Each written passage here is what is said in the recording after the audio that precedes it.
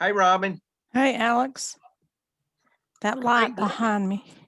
Ruby's on here too, but I can't hear her. I don't know if she can hear me. Select a. I can hear her, but I can't see her. Your speaker. Oh, I made it. I've done it now. Now I can hear you, Ruby. Oh no. What'd you do? Oops, she's gone. I've She's got my just like me. headphones. I pushed the wrong button right when I realized I shouldn't have done it. Well, I've got my headphones on today because Nikki's in a meeting too. So Oh, we good. didn't want to both be interrupting each other. And Eddie's taking her nap. So You look like a sports announcer or something. I have this headphones from when I taught a class online. I bet that was handy. Yeah, it blocks out the ambient noise and stuff. I've got to scoot over here so I'm blocking the lamp. Maybe we'll have a bunch of people today. I hope so. Yeah, me too. I looked in my email. It looked like our speaker had already been on, I think just to check and Oh, good. see. Yeah, and That happens sometimes. I'll call on Tanya to make a new HCA announcement. It's pretty exciting. Oh, okay. I guess it's good news. Oh, yeah, it is. Okay. I got my shot. Brooks and I got our shots yesterday Good. before they Yeah, ran out. y'all made it. We got ours Tuesday. Oh, you went to Yancey County. No, Hey, we went to Robin, Mitchell County. Oh, okay. as I was Yeah. pulling out, I saw you guys pulling in. I was there at 6:30 and was out of there by 9:40. You were a That's smart man, good. Reed. Yeah. Our I daughter-in-law works for the health department. She said it's been very frustrating because they just don't know what to expect, and then they give them only so many, and then everybody's mad at them when they run out. It wasn't their fault. Well, Channel 13 broadcasted all over creation Well, that she anybody said could come get it. what's so unfair is that she was one of the 5 registering people. You may have had her, Amberly Roar. She said don't know. 90% of her registrants were from Buncombe County. Well, Mhm. that's not. But they can't refuse to give it to them because No, it's but you don't a fed. advertise it. We're doing it. Well, it's Channel 13's fault because I heard it on the news and it said anybody from anywhere can go because they have been in short supply in Buncombe County. And Yeah, they all came here. Is why Mitchell County people couldn't get theirs. Yeah. I wish they were allowed to, because when they first advertised the one in Yancey, I sent them a message on Facebook and asked if you had to be a Yancey resident. And they said, well, we're trying to serve our Yancey people first. And then the next day is when it popped up that we were having it. So, but then, what's her name? The health department lady. Diane Creek posted and said, we can't refuse anybody, even from out of state. So, and that's true, but don't tell everybody that. I know. If Channel 13 hadn't broadcasted all over creation, the people in Mitchell County would have gotten it. And I'm worried about. That's why the line was so long, and that's why a lot of people couldn't get theirs because they ran out. And the law enforcement was not prepared for a line that long. They weren't the first day. We have a date for our second one, and I hope that when they advertise it, they say it's for the second shot so that people will get their second shot. Yeah, mine's the 16th. Yours must have been it's the 17th. Yeah. But they said they were going to do it the same way there. But I hope they just advertise it's for second shots only. Otherwise, didn't you some feel people good won't. that you got it? I felt like saying hallelujah. Yes, I was so happy. My arm is sore, but other than that, I'm good. I just can't understand why people would not get that shot. It could be a life-saving shot and they don't understand. Absolutely. Absolutely.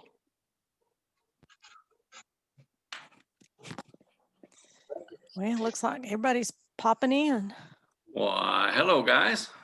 Hello, Hey, Richard. Richard. What's going on in the Sunshine State? It's not very sunshiny today, Reed. Well, neither is. It's not here either. Not here either. No, Oh, it's gray South and dreary. Carolina's gloomy, huh? It's yeah, gloomy. gloomy and gray, but at least it's warmer here. It's about 50 today. So Mm. Hi, guys. Hey, Cindy. Hey, Cindy.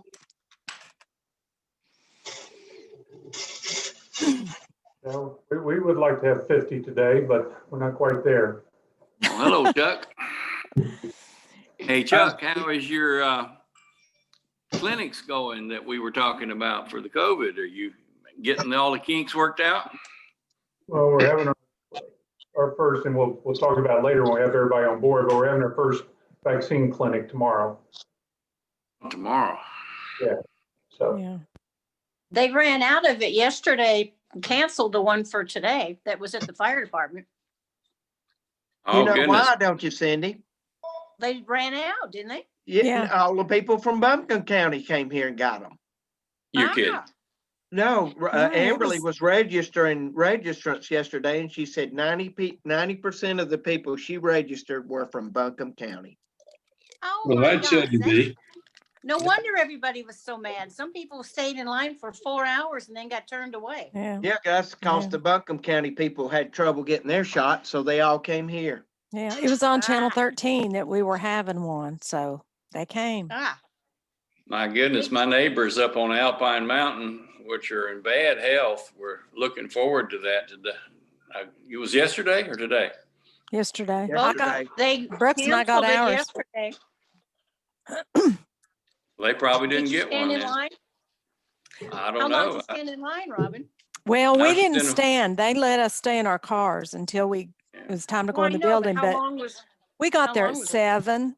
But see, they didn't start giving shots until 8:30. She's in a Right. wheelchair, so I don't know how that worked. We We did not get ours yesterday, so we They, want to get that done. we went in about 9:30.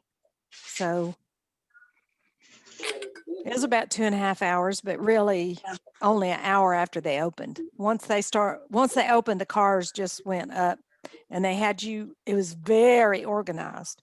It They was had well you park in organized. a certain spot and then go in. And you didn't go in until you could go in the door, so nobody was standing outside in the cold. Right. And Huh. then it was Okay. just like zip, zip, zip. And they were spraying. They had chairs for you to wait for your turn, and they were spraying everything. And Well, Robin, you look very techie with your little microphone there today. well, I'm keeping my granddaughter today, and her mama Hands-free. has a meeting too, so she's on the other side of the room in her meeting, and I didn't want to interrupt hers, so I brought my headphones that I used to use when I taught an online class. I see our speakers here. yeah. Hello. Welcome. Thank you. How are y'all doing? Hi. Good. Hey, Dr. Badger. Nice to meet you all. Thanks for having me. Glad to have you. Where is Tanya? Is she going to be joining us? She told me she was. I think she said around my original invites at 11:30, so I got here a little early. But Hey, she said Brooks. around 12:15. So Somebody's awake. Uh-oh. Uh-oh. Yeah, you'll have to tell Tanya to get with the program. Higher priorities. she's Dr. a Badger, busy lady. Dr. Badger, Yes. since you joined us now, we'll try to be conscious of your schedule. Oh, thank you. Usually start at 12:15 and then do some Rotary business and then start the speaker about 12:30. Okay. But we can move you up to the beginning of the session so you can go ahead and get back to what you need to get back to if you need that. Well, thank you. I appreciate it. Yeah, that would be good. Thank you. Okay. Well, we'll open the club up here or the meeting up at 12:15, and then we'll go ahead and roll into your presentation first. Sounds good. Thank you. It's not long, so. We're excited to hear about you and your background and what's happening at the hospital. Thank you. Right now, this part of the session is kind of, because we don't meet, in person, this is our chance to chat with each other, find out what's going on, Yes, I'm what sure. grandbabies have been born and so forth, That's happening. and how the weather is. Some of our members, Richard Griffin is calling from Florida. Oh, okay. So, he's Nice one of weather there, I'm sure. And Dr. Well, I'm Badger getting- Chuck, who is speaking, he is over the area clinics in town. So he has Okay. a very large health connection. Well, good, good. I'm getting caught up on my Mitchell County newspaper, guys. I've got the November 25th one yesterday. So Oh, Richard, are you kidding me? no, I'm That's not kidding you. terrible. Hey, Richard, they'll email it to you if you want. Well, it's hard to read everything on this little bitty screen. I'd rather hold it in my paper, in my hand. I'm old school.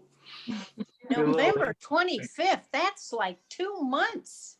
Oh, we Good miss Lord. you, Cindy. We need you back in the newspaper. That's crazy. Good Lord.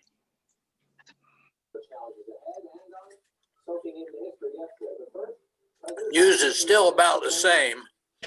Nothing new, Bill. Yeah, not a whole lot, right, Bill?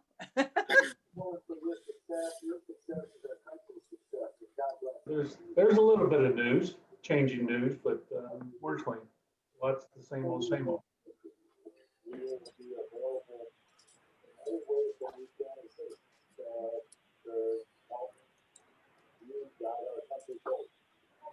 We have a few more to join us. Oh, sure.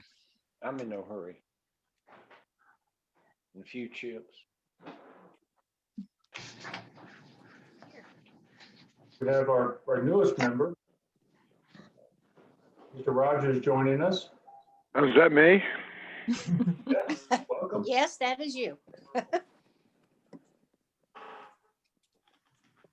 There's George. George. Hey, this is Marvin too. I have a question about if anybody knows anything about what's going on in downtown Spruce Pine, in the sense that I had understood that there was going to be a brewery that was opening this last fall on Lower Street.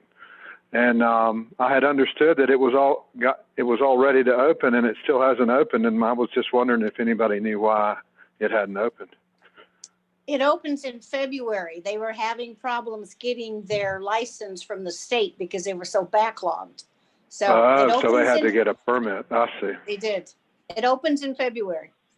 Where Cool. is it supposed to be? I go to DT's pretty Right. often when I'm up there, but is it next to that? As you're looking at Put it down. DT's, you would walk down the street to the left, and it's right there on Okay. the corner. Okay. It's called- Is it where? It's where there was an antique store called Not Bob's Antiques, Oh, Okay. yeah. and it's called Beer Dock, BIERDOCK. Oh, okay. So, yeah, but they've done a tremendous amount of work in there, so it looks pretty Yeah. good. Yeah. Oh, And there's good. that other restaurant's opening down there. So that's like two new things for Lower Street here in the Is that next couple Italian months. That'll restaurant be nice. open? Exactly. Guys, this Yeah, is Nikki's Richard. is Did open on something the go in the corner. old Burger King location? Not that I know of. Not No, it's yet. still empty. But that Puerto Nuevo that's in Banner Elk, they're supposed to open in the Bojangles. Bojangles building Really? pretty fairly soon. They had And the a other set Greek amount of restaurant time. that Greek restaurant's supposed to open very soon also, and it is upstairs. If anybody remembers where Foxfire 40 was, Oh, yeah. Foxfire restaurant upstairs. Oh, yeah. Yeah, that's supposed to open. Cool. I didn't know, where's this Greek restaurant's on Oak Street? It's on Lower Street and it is up the stairs right by, well, it was the old Cedar Crest. Now the Mexican restaurant is in there. And then you Oh, go okay. upstairs. I gotcha. I And can then remember it's when we in used to meet at the Cedar Crest. I know. Yeah. That's how old we are, Richard. Don't remind me. Yeah. According to Turn the that article in lamp the off. paper, they're not gonna be a Greek restaurant. They're gonna be more Well, European kind of thing. Oh, right. okay. Half Italian and then half random European. Right. Random Oh, European. random European. That sounds good to me. Yeah. That's exactly right. That Well, means there's a gypsy, right? Pelican snow cone place that's going to be open at Grassy Creek. That's going to be this spring. The Stamies are doing that. I don't know if anybody's seen it. Yeah. Yeah. I'm sure there are lots of kids that are excited about that. And the dentists are happy about it. Yeah. They do have sugar-free. Ah, okay. They have like 4 or 5 sugar-free flavors. At least the one in Marion does. That's like kissing your sister. Sugar-free ice cream. And it's different. It's not like a snow cone. It's real fine. It's different. I've never had one. And Try to I check have. it out. We took one of my GAL kids there one time, and I've been through the drive-through a time or two. Yeah. Yeah, that's Speaking of dentists, did Taylor Townsend ever finish his new office? Yes. Yes, I think he did. Yeah. He's been in it for a couple of months. Yes. My wife goes there and said it was very, very, very She's nice. heavy. Yeah, he needed a new one bad. Well, this is better than just a new one. Oh. He upped his game big time. Yeah, he did. He let Habitat come into his old office and strip out all the I stuff that cannot was saleable. That's Marvin, great. I was part of that, so that was kind of neat. Well, you helped him do that, didn't you, Marvin? There's Ruby. Hello, Ruby. Hey, Ruby. Hi, Ruby. Well, it's 12:15. Why don't we go ahead and get started? Mr. Reed? Well, I got you. You just took a bite, but we'll let you swallow. And then if you would maybe lead us in a prayer, Sir. pledge allegiance.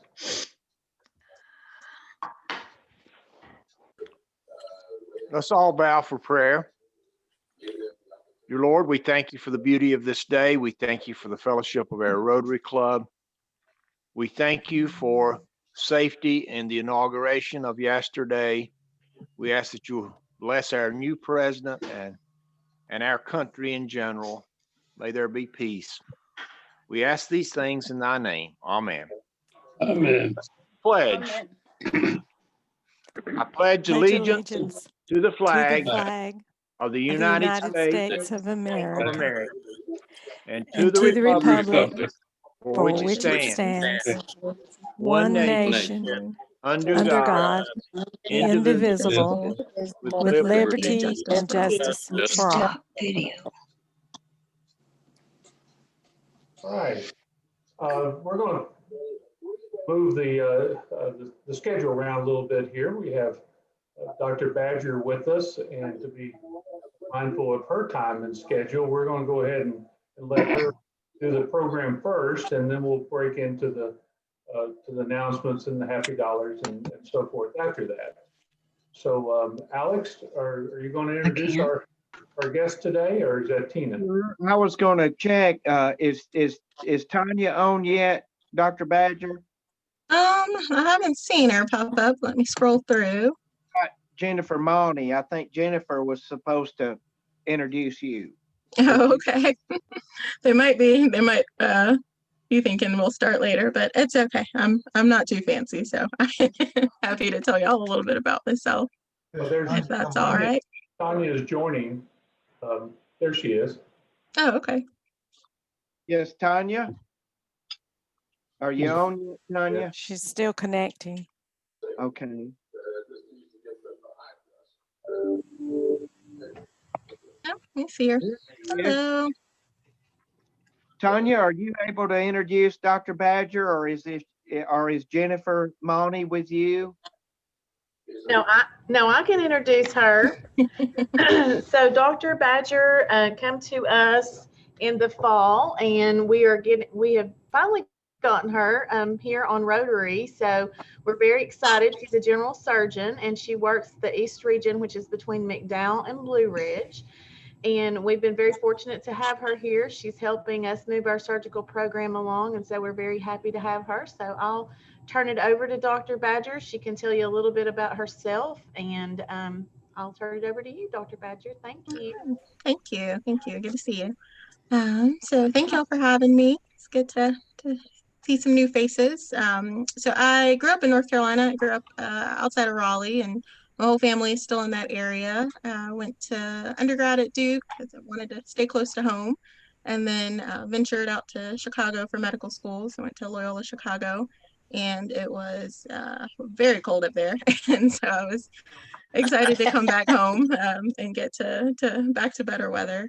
So I came back to do my residency at Wake Forest in Winston-Salem. So I was there for 6 years, and then wanted to go out into practice. My parents are both from smaller towns, and I've always just been interested in kind of healthcare disparities, and was really interested in working in a more rural area and kind of providing access to general surgery. That was something that was important to me, that for kind of more bread and butter general surgery things that people wouldn't necessarily have to travel so far from home. And I was able to come out and start working at McDowell and Blue Ridge, and it's been a great start. And I've really enjoyed it so far. It's kind of definitely feel like I'm getting to be a part of the community and really provide some good services to the community. So we have, let's see, I'll share my screen here in just a moment. Oh, maybe.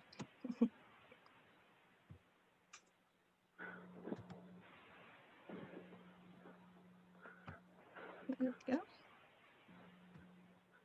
All right. Can y'all see that? Yes, I can. Okay. So right now there's two of us general surgeons. Dr. Roddenberry is my partner, and we cover McDowell and Blue Ridge. Right now I've started coming up to Blue Ridge for 2 kind of established days a week. So I do a day of clinic and then a day of surgeries or procedures. And that's kind of flexible. We're just trying to kind of feel things out, but we're certainly open to being up there more often. And then we're available for any emergencies or anything that come up. We just don't always have an OR team up there. So if it kind of lines up that there's a day where one of us is up there and the OR is open, then we can try to get things done there. But otherwise, sometimes we have to have people come down to McDowell, which is, even though it's a bit of a trip, I think it's still nicer for people than having to go all the way to Asheville. And patients have seemed to appreciate that. And then a lot of times, even if we do have to have them come down to McDowell, we can do their follow-up care up at Blue Ridge, so that they get to stay a little closer to home. So we also have 2 great nurse practitioners that work with us. Lee Rule is primarily up at Blue Ridge, and then Dale down at McDowell. And they do a lot of wound care and kind of run their own independent clinics for that, which is, those are always busy. And they help us out as far as, evaluating patients and helping kind of sort out if things can wait for a few days or if something needs to get seen sooner.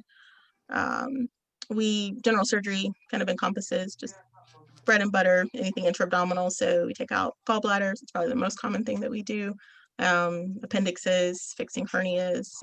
We also do colonoscopies, which is helpful to the community because we don't always have gastroenterologists that are here as often. I think right now there unfortunately is a pretty big backlog up there as far as people wanting to get signed up to get their screening colonoscopy. So we're trying to chip away at that.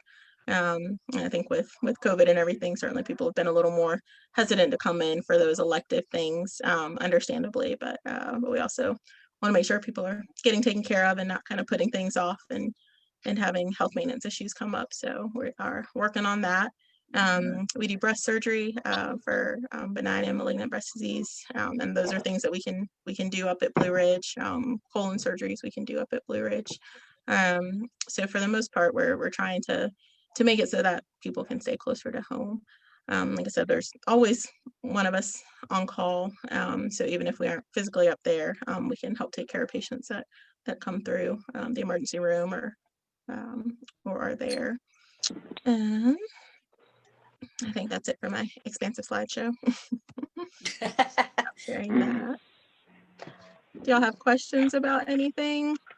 I got a chance to meet a lot of the primary providers. Kind of when I first started, Tanya was kind enough to take me around and give me a chance to meet everybody, or not everybody, but several of the primary doctors. And it's been great to kind of share some patients with them and get referrals and be able to get people help and get them evaluated. So I'm excited to keep being busy up there and keep helping people. Which day is usually your surgery day? Mondays, I'm usually up there for surgery. Yes, yeah. But there's some flexibility because I'm up there on Wednesdays for clinic, but I've done a few times where for transportation reasons or work schedules, Wednesday works out better. Then I can usually switch it around and get something done on a Wednesday too. And then Dr. Roddenberry also is doing those doing Thursday endoscopies as well. So, and then we've got Lee here those other days. So there's generally somebody here, just not always somebody that's available to do surgery every single day. And what I will say is that, you know, we've come a long way with getting Dr. Badger up, and, you know, she was introduced to everyone. And I feel like that her referrals are, you know, continuing to increase. And then we have had, some third candidate interviews over the past couple of months. We've got another one in the next week, I believe. So we're hopeful that that third candidate will be selected in the next month or so. So that will be able to, you know, we can then provide general surgery full time here at Blue Ridge. So that's our goal. But I wanted you guys to meet Dr. Badger because she's been here for a little bit and you hadn't had an opportunity to do that. And she's just done a phenomenal job. So we appreciate everything that she's doing for the hospital and for the community. And so I wanted to make sure that y'all had an opportunity to meet her and ask her any questions that you might want to ask her. So. And Tanya, when we start back having real meetings, we would like for you to bring her to join us for lunch one day or many days. Okay. I was hearing all about all the new restaurants opening, so lots of good choices. We do like our food. Food's important. It is. So. Always excited about new restaurants, that's for sure. Absolutely. But also, Dr. Badger, I want to mention that as Alex has said earlier, I'm with Mountain Community Health Partnership, and a number of our physicians around there at the hospital, and great things about you and the general surgery. What's happening. So thank you for joining. Of course. And you know, I think I got to meet a lot of the primary care providers, probably not all of them. So at some point I'd be happy to kind of go out and get to meet some more people and just kind of put names with faces and just let people know kind of that I'm there, what days I'm there, and what I do, so that they don't always feel like people have to get sent further away. We can't do everything. Some patients need kind of more subspecialized care, but a lot of things I think can be taken care of closer to home, or we can help facilitate if they do go and get something and need kind of continued ongoing wound care or just post-op visits. I'm happy to do things like that just so that people don't have to keep driving further away, you know, if they have to get seen every week or something like that. So I know it can be a big burden for patients to have to travel so far. Also, I want to put in a plug for Lee Rule. Yes. He does excellent wound care. Mm-hmm. What I keep hearing about how wonderful he is in that arena. So yes, and we go out, you know, looking for wound care, but it happens. Mm-hmm. Yeah, it's a booming business, unfortunately, but it is something that it's great to have a good person in the community that is aware of it, because that's something that if it's not well taken care of can lead to kind of catastrophic issues. So it's wonderful to have him around and keep a close eye on patients. And Dr. Badger, Dr. Philip Mitchell, our chief of staff, also works with Chuck's clinic at CeeLo. Okay. Great. I got a chance to go. It's beautiful out there. So I got a chance to go out and and see that clinic and that community. They've done something really special there. So Yeah. happy to be able to help. Tanya, before we go, Chuck's also going to talk about the COVID updates in the county. So if y'all want to stay on for that or stay on for the meeting, that would be great. But I wanted you to talk a little bit about the big announcement that HCA made today in Asheville. Oh, yeah, that we're going to be making our own PPE locally. Yes, talk about that. Well, honestly, I haven't had a chance to read the announcement because I've been in meetings since 8 a.m. But what I do know is that we are going to be making it locally. And so that will benefit us in that we won't have to be dependent upon, other vendors and outside, companies to assist us with that. So that's going to be very helpful as far as making sure we're protecting the healthcare workers and, anyone that might need PPE. It's not necessary. I mean, it could be anyone. As you know, when you come into the building, we give you a mask. So that's considered PPE. So, that's something that is very important that we have that always available to us. So that's great news. Who's going to make that? Is that another company in Mitchell County or who's I honestly just got the announcement, literally like about 2 hours ago. So hold on a second. Let me check it out. It says a new joint venture between HCA and A Plus International, Inc. That was going to support the production of personal protective equipment in North Carolina. It's it's going to be a new manufacturing center. Wow. Yeah. Wow.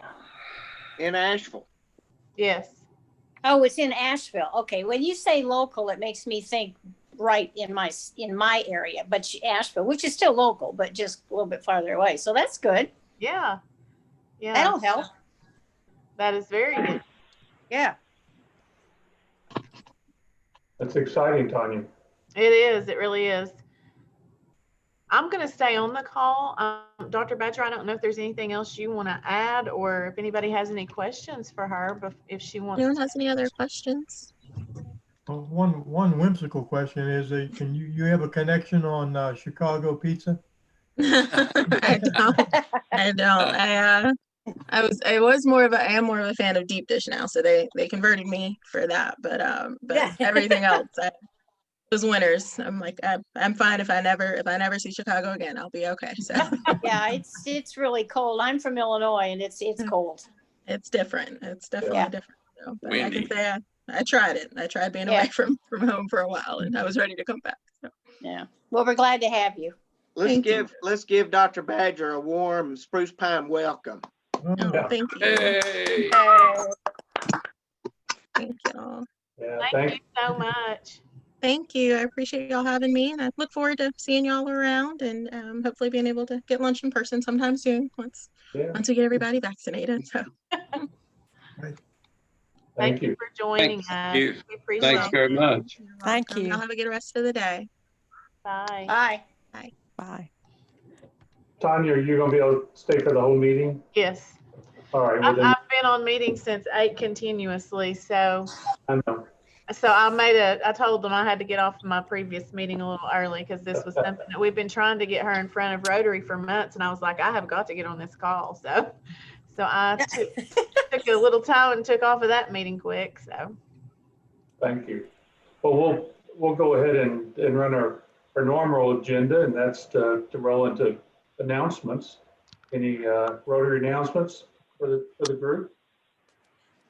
I do. I can talk about the Blacksmiths Festival and what they would like to do with barbecue.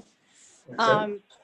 I met with them this morning with Main Street in Penland, and I think the way it will work, of course, depending on COVID, whether or not it's acceptable for us to do it in July, Main Street would probably rent the booths, and then whatever vendors would be available would want to come in and do, either demonstrations or sell some of their blacksmithing, things that they've made.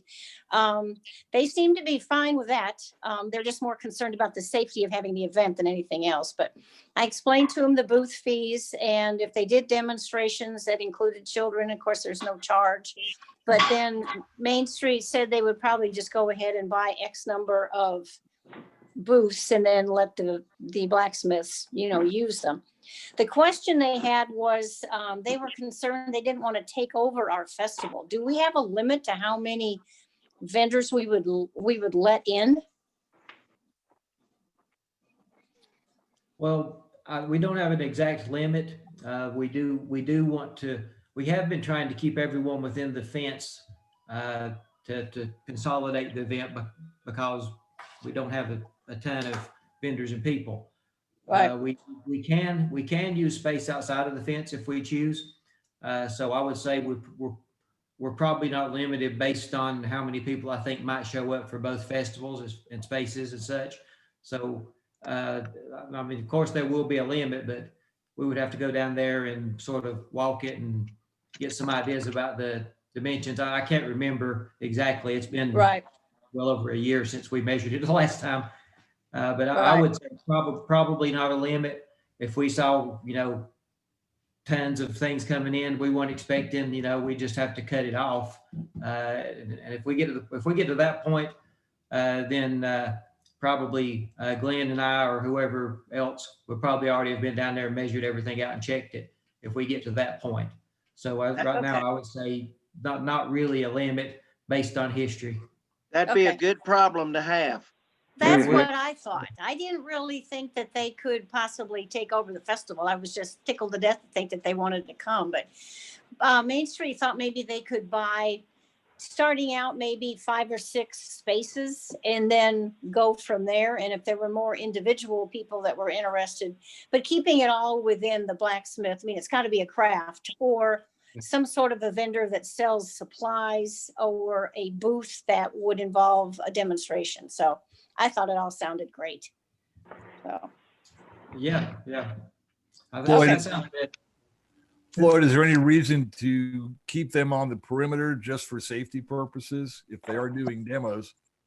I would imagine that the blacksmiths themselves would handle their safety precautions because they're professionals. I don't really know that I know more about it than probably a normal person because of B. Hensley over the years, but I would think that they would keep people distance from their machinery and their working equipment and their ovens or whatever what they have. Things I've seen in the past, they kept things back away from where people could actually walk up and touch it. Something we would watch as people come in, but I would imagine they are pretty skilled at organizing their space to not for nobody to get hurt. So that's a good question, though. They were more concerned with they don't have a lot of staff to do planning, to be like a planning partner. And I said, no, that's fine. So we've done this enough times. We know exactly what we're doing. All we would be interested in from their standpoint is if they wanted to come and be a booth, and they were fine with that. This could be a huge boost for our festival. That's what I thought, Alex. Yeah. I couldn't imagine saying no. I said, no, I think we could have whatever you wanted to bring would be fine. So. Well, I've always thought the Blacksmith Festival was one of my favorite festivals. So I'm excited about it. Yeah. It's very unique, and it doesn't, it always happens in April, but this year, this may be just a one-time thing unless those people make money at the festival, then of course they could do both. But as far as they bring stuff and they make stuff, and it's just awesome. But April, they're going to do something virtual just to keep that date open for their festival, but they're not going to do anything, as far as a festival unless they join us. And then I told him if July doesn't work, we can always skip into potentially when the blacksmith display is going to be at track. And that's, I think, October 16th or something. So, hopefully we won't have to do that, but that's always another option. There's an understanding that we have exclusive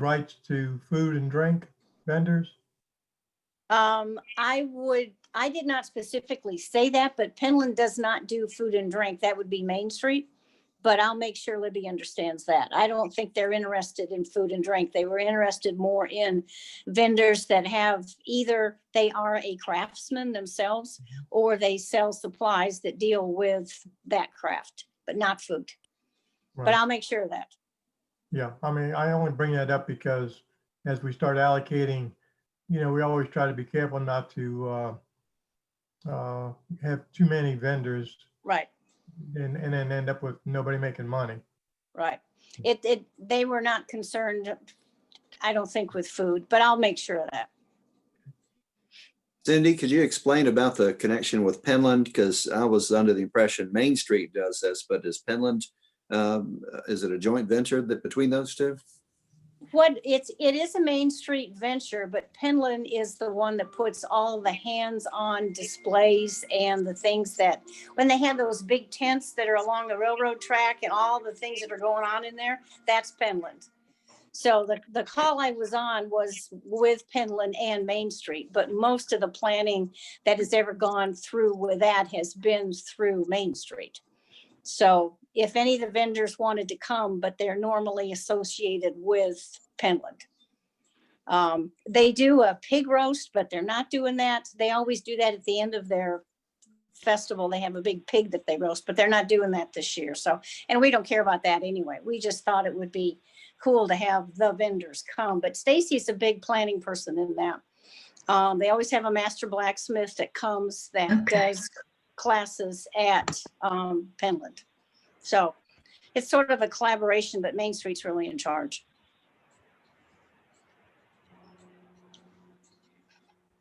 And Cindy, the one-day event works out well for them too, because that's what they had in the past also, wasn't it?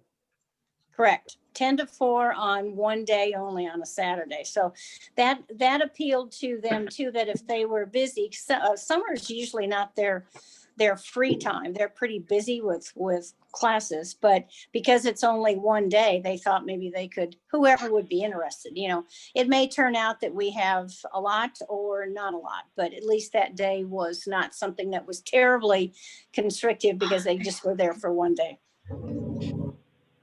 Cindy, one other question. Okay. There's just being an eye doctor and knowing that I've seen some injuries from blacksmiths. I'm wondering about liability insurance for, would Main Street or Penland have liability insurance for their displays or their demonstrators or vendors? I can ask that because I have no idea, but I will. I've got a meeting next Thursday afternoon, and I will ask that question because I do not know. I am sure that Main Street has insurance when they do a festival themselves because it's through the town, but I do not know if they would do something like that. I don't know that, but I'll ask. Yeah, being a joint venture, we need to be sure we're clear on that. Okay. So assuming they just work till 4, we're going to be going on up into the night with music and such, and I don't know what time. We may not start it till around the time they're through, possibly. And them leaving at 4 might be a potential problem if they want to work till 4 and then pack their stuff up and leave. Because generally we can't really have people leaving while we're still operating. Yeah, you're right. That's probably, I will make sure that I mention that if they do want to come and participate, that they need to stay later. What would be the latest, like 8 or 9 or? We've been going till 9 lately. I think the one we were planning before, I think wasn't it 10 to 9, George? We'd planned 10 to 9. Okay. But that's a big thing, Floyd, because when one vendor sees another one packing up, they all start packing up. Like As a we say. caravan. Yeah. I know. Yeah, and then the people think it's over.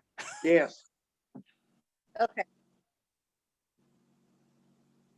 Okay, I'll make sure I get that cleared up. I hadn't even thought of that. So, okay.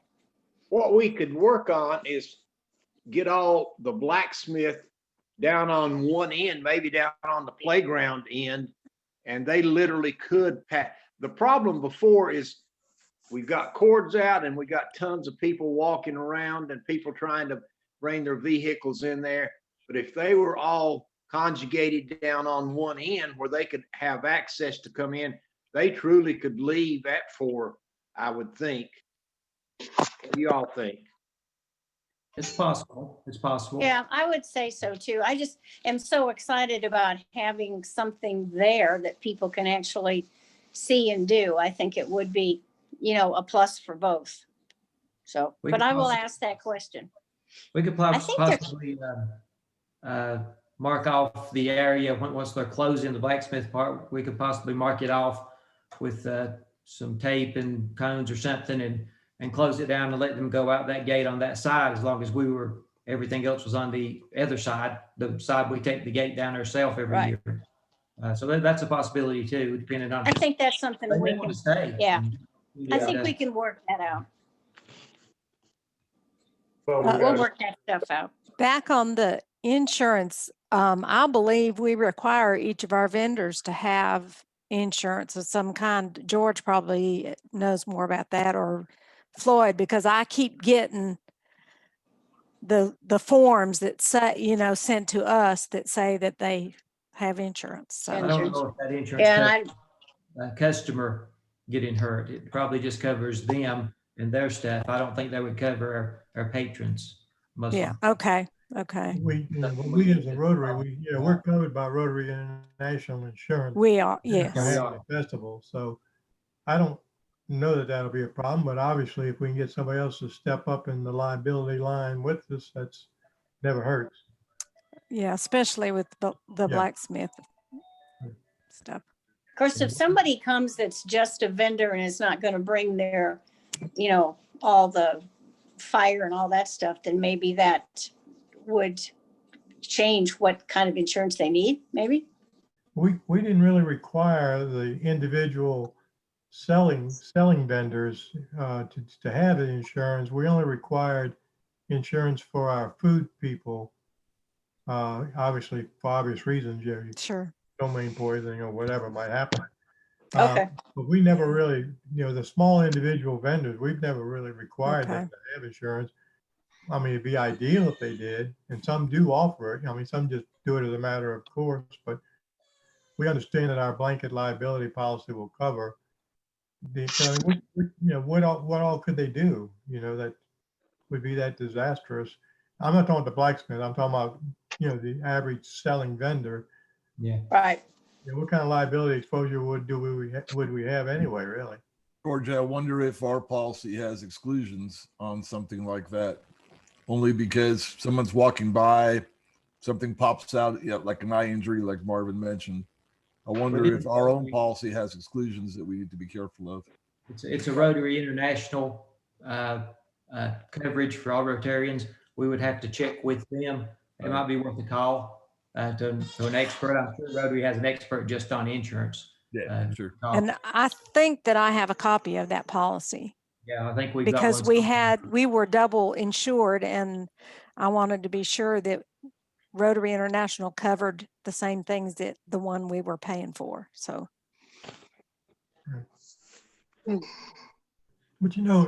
Blacksmith Festival, when I went down there, they were right in the middle of the street, right in the middle of the festival, doing live demonstrations. So I don't know that there's really going to be a big issue with safety. I mean, they seem to be very much aware of what their limitations and Right. safety rules ought to be. It's that they seem to know what they're doing. And of course, I don't know who would come. They may not bring a forge. So it would be we would just have to, as we get into the planning of it and see who's interested, then we could figure out, what we would need to do. But, if I was a blacksmith and I didn't have to pay the $25 if somebody else paid for it, then I would think you'd be a no-brainer to show up and sell stuff. With the year that everybody's had, I would think that. So they may not bother bringing all their stuff to do that. So we'll just have to wait and see. But I will get the answer about the insurance and check with the hours, and then I'll get back with you guys. Okay, one other thing, Cindy, if you can encourage them to stay to at least 6 o'clock. Okay. That would be good, because that would maybe, give us more of a dinner crowd, coming in and support our food vendors that way. Okay. I'll be glad to. Point, George. Okay, perfect. Thank you. Thank you, everyone. This is exciting. Now we just get this COVID out of the way and let's get on with life. Amen. So, Well, that's your job, Chuck. yeah, well, we'll see. That's your job. We're all Um, counting on you. How about happy dollars? Any happy dollars today? Wow, we got some hands raised. Bill? Well, I'm happy because last Thursday, when I was absent from this, Judy and I got our vaccinations. Excellent. 3.5 hours of sitting in our car and excellent service once we got inside. Good. Good. George? I'm happy with $5 for Tina's generous contribution to CART when Bill was absent, by the way, again. Again. And she generously donated her Ace of Spades winnings. Thank you very much, Tina. And it was $131. Wow. Wow, that's good. So put me It had down. been a long time. It had been almost exactly a year since someone had won. So put me down Robin, for- I just put that. Robin, I just put you back in the mail to you today. Is that how you wanted it? Okay, that's fine. That's fine. Okay. And I'll put in $5 to support that also. We'll pile in on CART today. Okay. Robin, put me down for $5 for CART, please. Okay. Bob, you had your hand raised. Yeah, before we get too far, my daughter decided that when I was doing these sessions, that apparently behind me was all of my ammunition for hunting season, which is incredibly politically incorrect. She has shown me how to have this lovely background that you now see. You're the first proud boy I've met. Somebody might be thinking I'm sitting outside right now. But we, Bob, the way it is had a lot getting of fun ammunition, the way it is with ammunition these days, you wouldn't want to show it because somebody break in your house to steal To it. get it. There's a lot of truth in that. A lot of truth. Well, I'll trying to add be the politically correct here. happy announcement to Bill's. And Brooks and I got our first shots yesterday, and we Good. waited about 3.5 hours too, but it was very efficient Good. because we got there way before they opened. Well, I'm happy that we're actually able to talk about doing something. So we're to the point we can actually discuss plans. Yes. They should get better. We'll start seeing maybe, hopefully the dam will break a little bit. Yeah. But, we'll get into My that mother got shortly. her vaccine and someone else that works with me this week. So I'm happy for that also, Robin. All right. We ready to roll rolling the wheel? I'm ready. Anything else? I've missed something? Okay. Anybody want to sign up for the wheel that hasn't It yet? hasn't. I'm trying to look and see if there's anybody on here that's not on the permanent list. Get there. There's a few. Am I on it? All right. Floyd, no, you're not. You want to be on the wheel today? I found a permanent list. Oh, okay. Do you want to pick your numbers? You want me to give them to you? Just give them to me. I have horrible luck gambling, so. Okay, I'll give you 31 and 73. Okay. Those are the numbers to pull, Alex. And those will be permanent, correct? I heard that. Yeah. Okay. So you'll have those same numbers every week until we get back to in person. All right, Mr. Alex, let's spin the wheel. Here we go. This is exciting. 9 9 is Bob Kokel. Oh, Wow.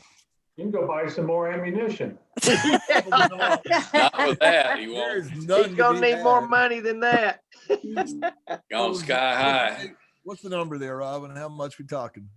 1, 2, 3, 4, 5, 6, 7, 8, 9, 10, 11, 12, 13, 14, 15, 16, 17, 18, 19, 20, 7, 8. It's $7.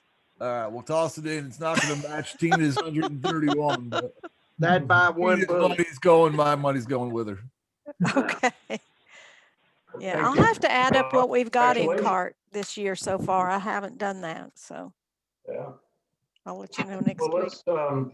let's quickly get into the vaccine. It's very, very exciting what's going on. I mean, you know, the health department has, you know, bless them. They've taken on a huge task there, running the clinics there in Yancey County. It's not been easy, but as everybody has said here, once you get in there, it's gone well, it's organized, and it's tough. And you know, Diane has opened it up to, like we talked about earlier, to out of county folks. I say open it up. I think in the way in which she's conducted this, I don't know that she has a choice, because they just said show up and we'll give you a shot, and so she hasn't limited it. Yeah, so I don't. We can't solve that problem or that concern here, but I will say that, you know, we being Mountain Community Health Partnership finally got approval yesterday for a transfer of vaccines from HCA. So Tanya, you've been on the email trail, so you've seen that, and thank you to HCA and for sharing in the vaccines that they've had. So actually, somebody just went down this morning, picked them up. So they should be back here. We're going to have our first vaccine event tomorrow. We're doing it, this first one, as an appointment only. With it being our first one, there's a lot of things you got to work out.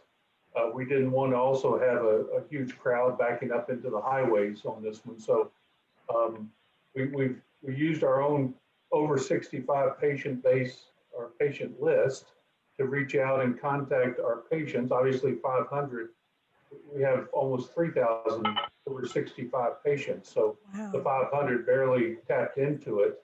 And we were going to use and we did use some volunteers to do some calling, but the word got out very quickly, and you know, had a ton of people calling, and the appointments filled up fast. So at this point, we have appointments filled up for the first 500 vaccines that we're going to receive. We're now on the list with the state, and we don't know what our regular allocation will be. We've asked for additional allocation that should be, it goes as planned. We'll have it on Wednesday, delivered on Wednesday. So we'll have additional, we'll just start having regular vaccine events once we get a regular incoming vaccination supply or allocation. Awesome. Yeah. That's kind of where our vaccine event tomorrow is going to be at West Burnsville Baptist Church. But again, it's by appointment only, so we hope that we don't have a lot of folks showing up, because what we're going to have to do is pass them along, because we've got people with appointments. We have the 500 allocated, so we really don't have any extras that we can, you know, there'll be a few that'll not show up tomorrow, and we'll work through that. But that's the plans right now. Any questions on that? How many did they give out yesterday? I heard they ran out real early yesterday. 450. Yeah. 450? Yeah, and one of the problems, our daughter-in-law works there.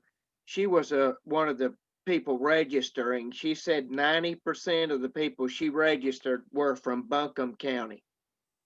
Really? Yes, that's part of the problem. Channel 13 advertised it. Yeah, that was a problem. It was. Yeah, it's nice at Channel 13, you know, when you try to get them to advertise a festival or something that's productive. Well, it was a news article, but Oh, still, yeah. that people, because Buncombe County didn't have them. Development for Mitchell County is not news, but COVID vaccine for Buncombe County residents is news. I got Yeah. I'll Chuck, give an update for the hospital, if that's okay. So we have given over 6,000 people within the HCA, all of the hospitals within the Western North Carolina region. Our goal is 10,000. This week alone, we've stood up, or will be standing up, a clinic for the employees only in all of our hospitals. And we're continuing to do that because, you know, I'm sure that Chuck's aware of this, but you know, they're from the state level, they're really wanting us to get these in arms as fast as we can.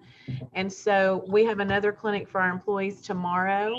And then we'll probably schedule another one in the time frame, you know, going forward, but we're hopeful that we've got the majority of ours done. And so I asked Megan today, and Chuck, I don't know if you've gotten to look at your email or not, but I asked her to reach out so that we can start supporting the community. Highlands has done an amazing job. They're doing like 80 people an hour up there. So hopeful to learn more about their process and how the logistics of everything and how they're pushing people through their clinic really quickly.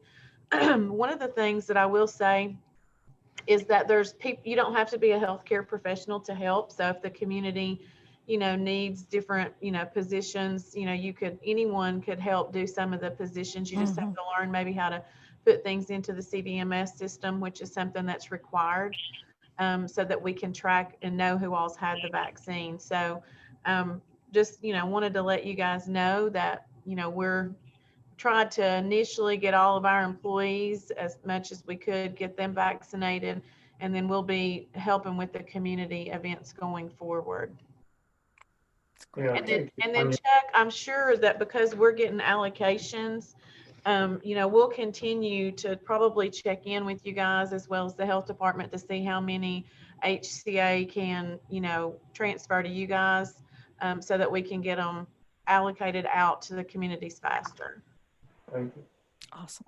Yeah, it's, yes, and I did hear from Megan, and I forwarded that to our coordinator, so okay. They're aware of that, and thank you. And yeah, I think for us, it's, you know, it's finding the location has been the problem, an adequate location where you can flow people through. Now that we're moving to a drive-up process, that gives us a little bit more flexibility on where we could hold these. But you still got to worry about traffic backing up and impacting, like they did at Spruce Pine. That you don't want to stop the main highways. Right. Yeah, could I ask a question? I know in Madison County they used the fairground, and so you had a huge space there they could roll them through. Yeah. Have that. Yeah, is there any reason why the courthouse in Bakersville doesn't get used? That's a huge parking lot they have up there. It's full all the time. No, all the time. I mean, is it? Most of the time that I've been up there, it has I mean, been. Really? they have administrative offices up there, and I mean, it does allow for a flow of traffic. Right. How about Pine Bridge? Is that a possibility to be used? George, we talked about that. Our church, First Baptist Church, is willing to host an event. You could do it in the church parking lot, and then traffic would back up on Riverside and up above Pine Bridge, and that would be plenty of room. Mm-hmm. Yeah, and thank you, Alex. We have reached out to First Baptist. We went over to Burnsville for this first one because the emergency management service person in Mitchell County was out this week, and we need their assistance. So yeah, you have to have was available to there. help us, but we'll be coming back over and probably be looking at First Baptist next week. Well, the thing about that is, you know, Riverside is not used very much, and then it could back up all the way around Pine Bridge, all the way up across from Napa. That would hold a lot of cars. Yeah. The other thing we have to have, Alex, is a holding parking lot of about 30 cars, 30 to 50 cars, because they have to wait 15 minutes after the shot. And so we need to stage them. We're going to stage them at the fitness center in right around the corner from West Burnsville Baptist Church. We're going to stage them there and have the EMS watching them because you don't want to have any negative Yeah, we've got that many parking places and more. Yeah, and you got the covered area, so we could run them Yes. through pretty fast. So that was one of the areas that we talked about originally, Alex, was the church as well as the fire departments, because generally they're easier to get in and out, and you can even come in those bays if they were to open up one of the bays to keep people from being in a, outside having it administered. So, certainly any ideas on that, I'm sure will be beneficial going forward. Yeah, the parking, the fire department apparently worked well, but when you had traffic backed up to the bank, people were getting mad. Right. And they had a long road for cars to back up on, but there were hundreds. We're going to try and maintain an appointment program so that people can get a time. Yeah. We found that worked well on the testing. If we give them an appointment and ask them to come when they're on their scheduled appointment time, that keeps traffic from backing up. We'll find out tomorrow if that works with the vaccine. I don't want to It get sounds like a better idea to I do don't a point. Go ahead, sorry. No, that's all right. Go ahead. I'm done. I was just going to say, I don't want to get into the details of it, but if you do make those appointments and you have your appointment list, and all of those people are should already be registered in your CVMS system. So that's one of the processes that sort of bottlenecked things when we started standing up our clinics here internally, is getting them in, making sure they're in the system to then go be assessed by a doctor or a provider, nurse practitioner, and then getting their injection. Of course, once they get their injection, the wait time's easy. I mean, so, but now, you just have to make sure that all of that's in the system. And we tried to do everything that the first time that we did it, we ended up having a lot of downtime forms, and it took a long time to get those forms put into the system. So we're trying to completely avoid any downtime forms whatsoever, because somebody has to go back and do that work. So I'm interested in maybe calling Tom Neal up at Highlands, because his event was a community event, to see how they've been able to get 80 through in an hour. So Chuck, if you want to be on that call with me, that might help us. Yeah, love to. And yeah, the registering in the CVMS system is problematic. Because we have people, and we already have their information in our system because they're all patients, we've been able to load in most of the CVMS now.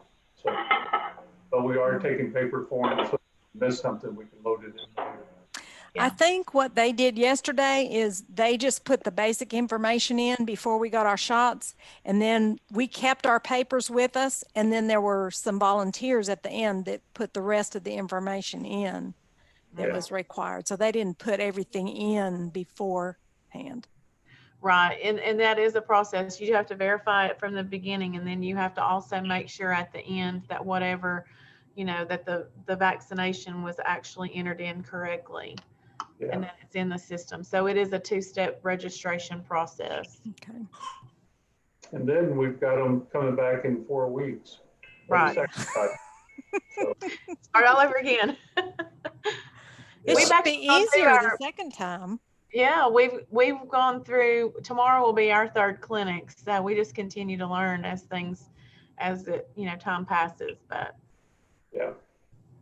Tanya, if you get the first one through, when they come back for the second shot, do you have to do the 15 minutes again? Yes. You do? Yes, and what I will tell you from having the second shot already myself is the first time I didn't have any effects whatsoever. I couldn't even tell from my shoulder, no, discomfort or anything.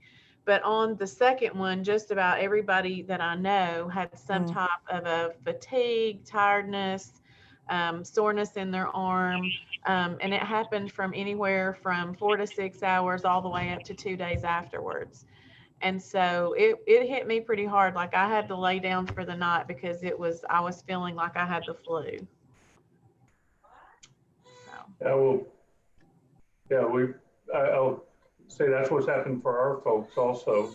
Although the good news for most of us here, there's a few exceptions that seems like the response is not as bad for over 65, even on the second shot. So us seniors, maybe we get by a little bit easier. We'll see.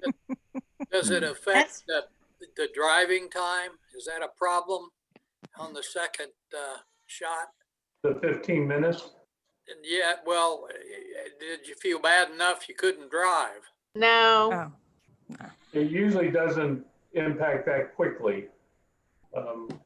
You know, this, what she's talking about is something that comes up a few hours later. I don't know, Tanya, maybe yours did come sooner.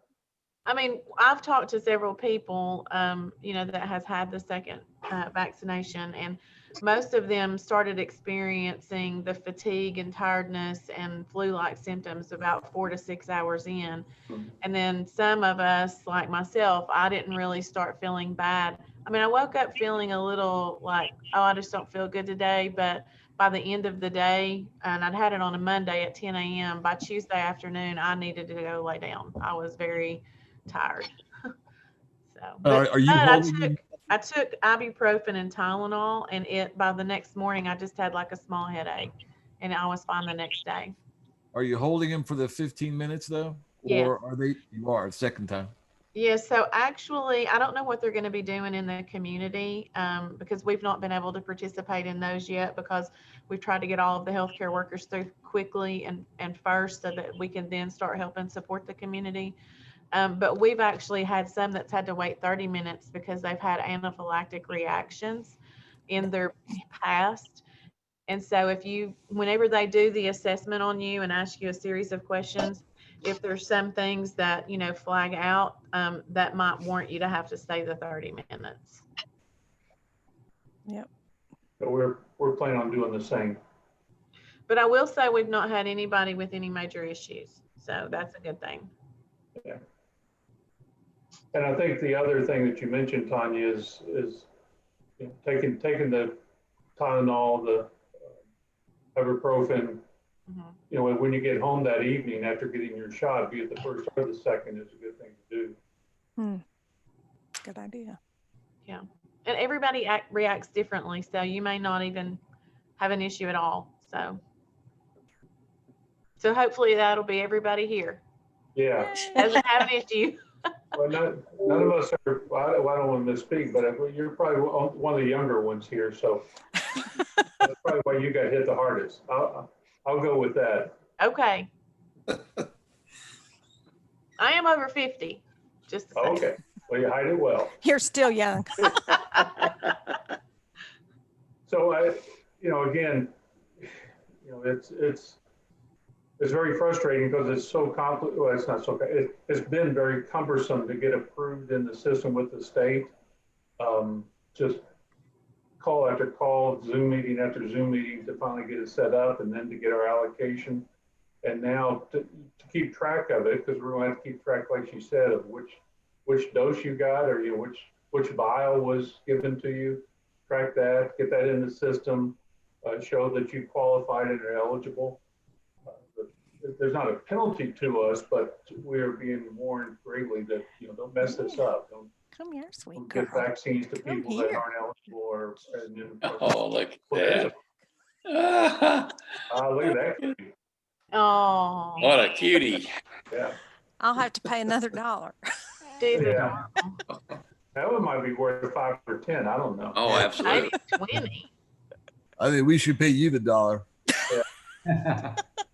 Well, any other questions about the vaccine clinic? Well, Chuck, this is Richard. The joint effort I told you about between Ascension, which is Sacred Heart Hospital, and the large mega Baptist church, they did 9,000 vaccinations in 3 clinics.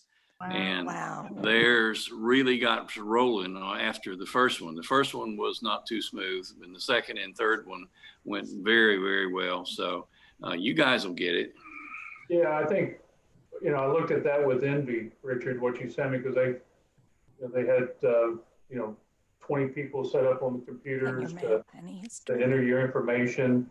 They had the 15 to 30 shot stations, and people just lined up. So yeah, you could slam them through with the right staffing. Part of our problem is we got to shut down sites to staff it with enough qualified people to get the shots and take the information in. She's putting this cord in her mouth.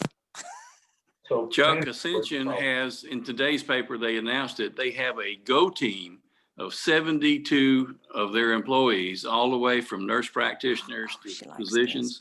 And they keep them on alert because they don't have but 6 days window to know how much is coming. Right. And they have this 72 member go team, and they can pop up these clinics within hours. So if you have personnel you can isolate for that specific use, they've gone to this go team concept. Yeah, and I mean, it takes 15 people just to vaccinate about 160 within 4 hours here at the hospital. So, I mean, we've got designated staff members that are in each position. So you've got screener, registration, providers, vaccinators, and then, you know, the evaluators at the end. So there's just a lot of people required to do it. But I think we'll definitely get more efficient as time passes. That's Tanya, what I- they had 2 vaccinators at each station. They had like 20 something stations, and they Yeah. had 2 vaccinators. One had it already drawn up, and the other one had the Band-Aid out, and the other one had the isopropyl ready. And I mean, bam, bam, bam. Right. Yeah. Yeah, they had 2 yesterday at each one. It was almost like being in the Navy. I did want to let everybody know that we are advancing back to level 2 visitation at the hospital tomorrow, which means that you can have one adult person to come in and visit, because we have seen our COVID numbers, which average between 9 and 10 a day in December, they're down to 3 today. So our numbers have gone down. So we're thankful for that. Good to hear. Along that line, I failed to mention, on our testing sites, we're seeing a significant drop in the percentage of positives. Where we were 25 to 30% a few weeks ago, we're now down to below 20. One day it was below 10% positives. Oh.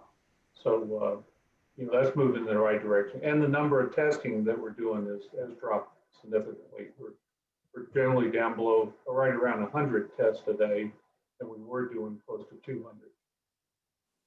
So it does look a little bit, you know, we're not out of the woods, but we're seeing the edge of the woods.